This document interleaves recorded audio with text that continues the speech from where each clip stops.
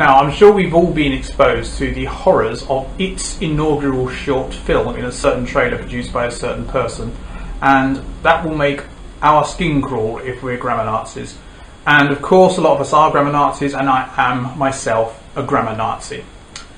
Now, there are various things I don't like, one of which is obviously the use of it, it apostrophe s, in a situation where it should be it as in belonging to it, and so forth. And your spelt Y-O-U-R instead of Y-O-U apostrophe R-E when it means you are, and all that kind of thing. Yeah, it makes my blood boil, brings my blood pressure up, makes me want to kill people. That's all fine. I agree with you completely there. However, there is one exception to that rule, and I want to talk about that today.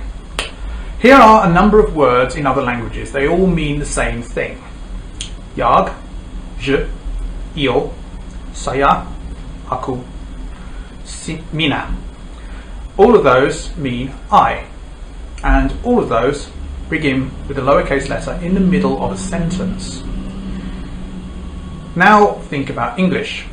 English has me, my, mine, myself, all of which are various inflections of the word I. And once again, they are written in the middle of a sentence with a lowercase m. And of course, we, us, our, ours, ourselves, our, and all that stuff, also written with a lowercase u, o, w, whatever. So that's consistent.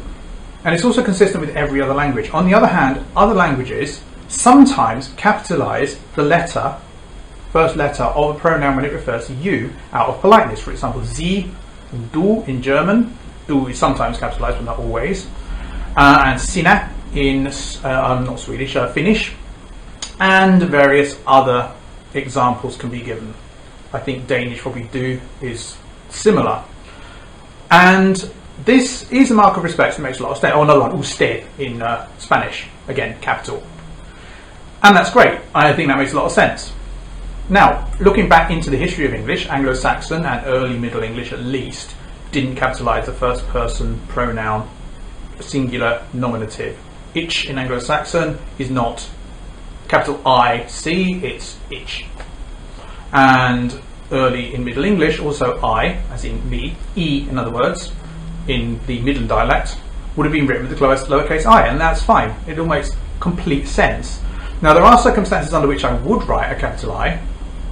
For example, if I want to emphasize, I would say, I personally think this, or I think this, which is achieved in a lot of other languages by splitting and putting a pronoun in where you would miss a pronoun out and just have a verb normally.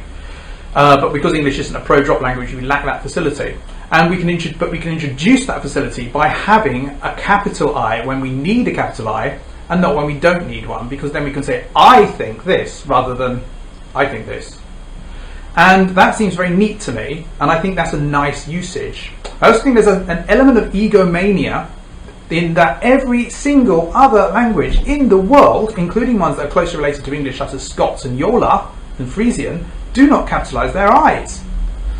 And I think this is something that we should avoid doing, and also just to be consistent inside English. We don't put capital M for me, my, mine, myself, so why put a capital for I, unless you want to emphasise it. On the other hand, do put a capital for you, because that's respectful. So, I was going to go on about amn't as well, instead of aren't, which is another thing I insist on, but it's not that important, so I'm going to leave that out for today. But if you like this video, please share, rate, thumbs up in other words, comment and subscribe. If you want to see my pregnancy videos, then they're going to be linked to at the end. If you dislike this video, please tell me why so I can improve.